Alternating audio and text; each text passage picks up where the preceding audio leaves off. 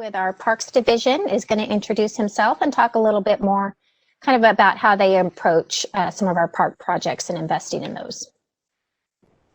Hello, everyone. As Charlotte mentioned, I'm Dave McClure, the landscape architect with Parks, and I've been involved with Parks grant projects since 2013. So to start off with, it's always a good idea to have several ideas for your Parks grant projects. That way, when we meet or discuss them, we can evaluate each one, and also gives your neighbors options too to select from when you have your meeting, as Shauna had mentioned. And Shauna will go over many past grant projects that also have been completed over the years.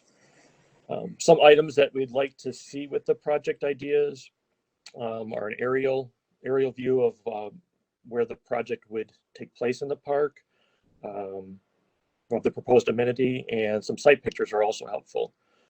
Some projects may require professional services, but most of that would be done after the grant was approved. I also tend to meet people in the parks to go over each project, meeting with the applicants to look at the area, to make sure there are no conflicts, and also to determine if any additional site work is required, such as grading, irrigation adjustments, and in some cases, additional lighting may be required for such projects such as shade structures and sidewalks. Also, all projects will need to meet the current ADA standards. And to look at the slide itself, some simple projects, such things as picnic tables and seating, which would be benches, dog waste stations, trash receptacles, trees, which would go through myself and also our urban forester, Richard Atkins. Some more complex projects are things like playground equipment, which typically has to be like for like. Shade structures, as mentioned, again, may or may not need lighting. And that's kind of has to possibly be submitted to development services to check if lighting is needed for that. And if lighting is needed, then additional professional services would be needed. And then skate park elements. And then some non-eligible things such as bathrooms and dog parks. With that, I'll turn it back over to Shauna to go over some of the past projects that have been completed in the parks over the years. Thanks, Dave. And as I had previously mentioned, Council has been investing in our parks, so we link back to it from our one-page sheet on parks on our grant website. But if you can also go to tempe.gov/park updates, and you'll see the picture you see on the right there. It has a list by park and what's upcoming. So something else that Dave, and then we've also been joined by Erin Kirkpatrick in Parks over. She's also on the capital improvement side. But they'll make sure that, if you're asking for new swings, for example, and your playground scheduled to be redone in the next year, that's probably not going to work out because you're going to get new swings with that. So then you might look for something else, or let's say I don't know that any of our parks are 10 years off, but if you can go through a life cycle of an element, then that's something that they consider. Or if it's something that can be moved or reused, that's all something that they talk you through and make sure. But that gives you a list of all the scheduled park improvements that are coming to your park. So just some examples of past projects. And again, these are just examples. So don't feel you have to fit into one of these boxes. If you have an idea for your park, then schedule that meeting with Dave and he can come out and talk to you and see if it's something that they can make happen. So here's a picture. If you feel like your park needs another dog waste station, for example, that's something that one of our neighborhoods did. Also, drinking fountain, depending on how many you might have there. Waste cans again, and those can look very different depending on your park and the style of the park. Here are some examples of seating elements. So again, benches. Dave mentioned that they do all have to be accessible. So you can your project has to be a one-time expenditure, but they can certainly build on each other. So you'll see some of our neighborhoods, because concrete can be expensive, and if they don't have a path yet, sometimes it does take the full amount just to get a path, and then the next year they may put in benches along the path or whatever it may be. But it does have to be accessible, and so that's where you'll see the amenities here. The benches sitting on a concrete pad, they have an accessible path to them, and then a spot next to them there. But in this case, for example, at Joyce Park, in addition to the little pad for the bench, they also did the trash can next to it. Other park, so Indian Bend Park, you can see where they just did the compliant walkway to get to their spot. Basketball, if your backboard and net are looking bad, they can do those. Grills or some of the different amenities. Some other creative ones that are just starting to pop up in our parks are fitness stations. So that one's at Escalante Park. And then they also used a grant for soccer goals.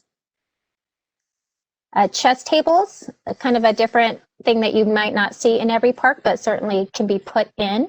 And you have two examples. Stroud Park, that is, Dave works with you and shows you, okay, here's the city vendors and here's what they can put in. And so that's an example of the vendor provided one, where Mitchell wanted a more custom one. So in that case, they used a vendor that could actually build and create one out of concrete for them. Trees are a great amenity to add to our parks, and that's where both Dave and Richard Adkins, our urban forester, will work with you to make sure it's the right kind of tree. We have many different parks. Hallman Park there is more of our desert preserves type park. So you'll see that a tree that might go there might be different than like Meyer Park, for example, which will have some flood irrigation. So they'll make sure that the tree gets in the right place and it's the right type of tree as well. Here's another example of some more trees. Optimist Park, off McClintock and Guadalupe. Daley Park, actually along College, and we'll talk a little bit more about this later, but they planted peach trees, for example, so edible fruit, which provides other benefits as well as the shade. Picnic projects, as I mentioned, they're community gathering spaces, so you are going to have, there's spots where people want to get together, or they want to hang out when we can get in person safely, or you can see at Cole Park, spread them out. So maybe you guys can still meet there and be able to sit kind of across from each other and have some space. But these are just examples of where they wanted kind of more of a larger picnic area than maybe the single one that's provided in a park might provide. Bike racks, you can look at how you're getting to a park.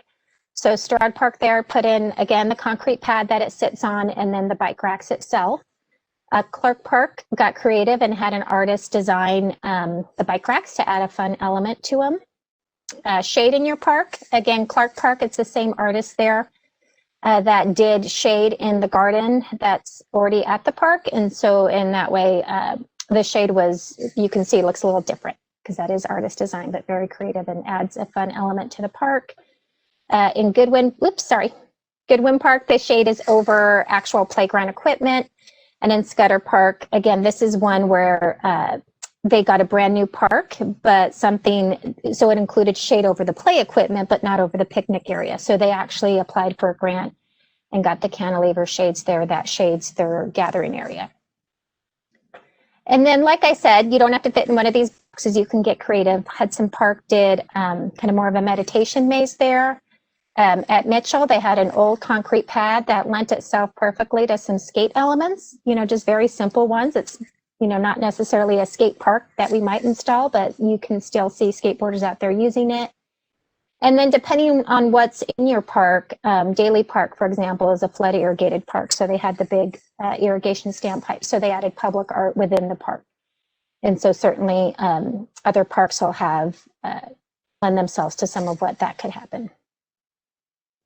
And then here we're in Sella Park, and they have a pond in theirs. And so they did some floating islands to help with keeping the pond clean. And then also more of a butterfly habitat garden as well. And again, here at Daley Park along College Avenue is where you used to have some parking. That parking got closed off due to the railroad that's adjacent to the park. And so it was just asphalt. And so they kind of really looked at what they wanted, what they imagined it would be and what they might want to use it for. This is another one where it complemented a city project where the city was already putting in a new ramada. So certainly a grant might not cover a brand new ramada. And you can see in the picture where they're playing bocce that there is a new ramada there, but their grant could cover trees. It could cover, they have a bocce area there. So really those grants were used to kind of enhance and add to what the city was doing, and in that way could really, and then that was also a joint application where they were able to put more funds.